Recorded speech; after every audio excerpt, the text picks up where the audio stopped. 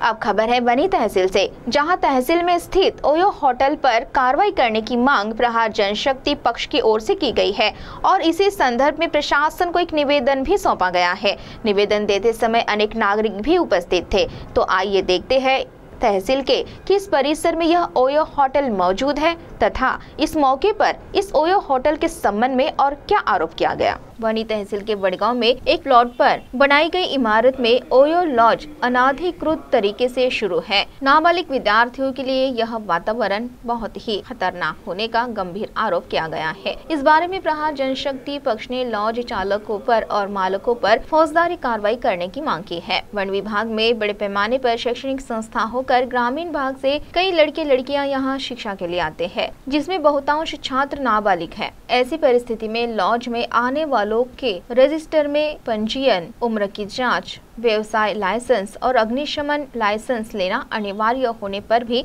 संबंधित लॉज ने अभी तक कोई भी लाइसेंस नहीं लिया, ऐसा आरोप किया गया। ऐसे लॉज चालकों पर और मालकों पर अपराध दर्ज कर उन्हें गिरफ्तार करने की मांग की गई है। अन्यथा प्रहार जनशक्ति पक्ष की ओर से आमरण अनशन करने का इशारा दिया गया है। इसमें प्रहार शहर प्रमुख अहमद सैयद, उप जिला प्रमुख मोबिन शेख, तालुका प्रमुख अनिकेत चामाटे, उप तालुका प्रमुख जनार्दन टेकाम, प्रहार शेतकरी संघटना तालुका प्रमुख रघुवीर कारेकर, प्रहार वाहतूक आघाडी शहर प्रमुख सचिन राखुंडे, आमीन शेख आदि पदाधिकारी उपस्थित थे।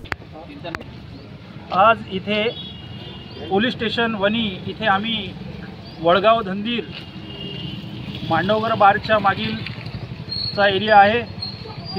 तेथील आम्ही सर्व रहिवासी इथे आम्ही वास्तव्यास आहो आणि त्या वास्तव्यात एक आरजे शाईन या नावाचं हॉटेल सुरू करण्यात आलेलं आहे। त्या हॉटेलमध्ये अवैधरित्या सेक्स रॅकेट चालवले जाते आणि याची कोणतीही शासन दरबारी कुठेही नोंद घेतल्या जात नाही किंवा त्याच्यावर कुठलीही कारवाई होत नाही। त्यामुळे आम्हाला नाहक त्रास सहन करावा लागतो। रात्री बेरात्री गाड्यांचं ये जा आणि आमच्या मुलांना आम्ही काय त्याचं उत्तर देणार हे पण आम्हाला कळत नाही।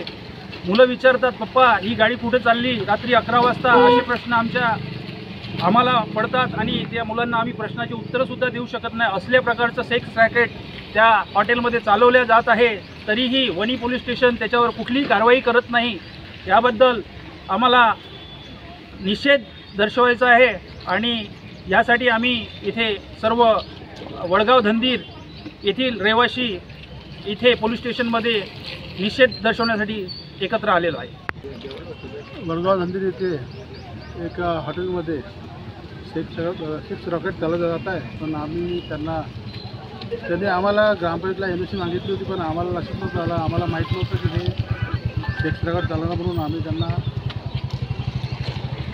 लॉजची एक NOC दिली होती, पण त्यांनी त्याचा गैरवापर करून आम्हाला त्यानंतर तक्रार दिल्या। त्याची रहिवासी लोकांनी आमच्याकडे तक्रार दिल्यानंतर आम्ही त्यांना काही नियम अटी त्यांना बघून ते NOC रद्द करत आहोत, जेणेकरून ते सेक्स रॅकेट बंद होईल त्या रीतीने आम्ही त्यांना लोकांना सहकार्य करतो। प्रहार जनशक्ती पक्ष व समस्त वडगाव धंदीर आणि वागदरा ग्रामपंचायतीतील रहिवासी आज आरजे शाईन या नामक हॉटेल संदर्भात निवेदन देण्यात आले।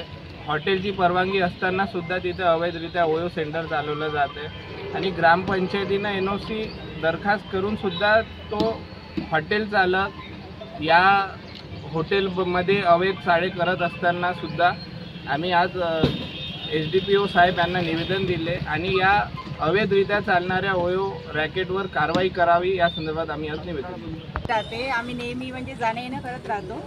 आम्ही आमच्या मुलांसोबत आपल्या मिस्टरांसोबत पण गेलं तर आमच्याकडे म्हणजे थोडे वेगळ्या नजरेने लोक पाहते, म्हणजे कोणासोबत चालले बा, म्हणजे तिकडे जाणं येणं असं मुश्किल झालं आहे। आम्ही पहिले फिरायला वगैरे जात होतो तिकडे, पण ह्या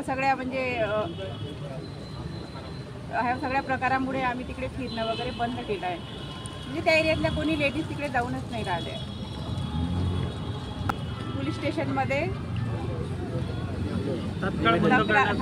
तक्रार देण्यासाठी आलो आणि लवकर कारवाई करणार अशी अपेक्षा आहे। CTV के लिए प्रतिनिधि दिलदार शेख की रिपोर्ट।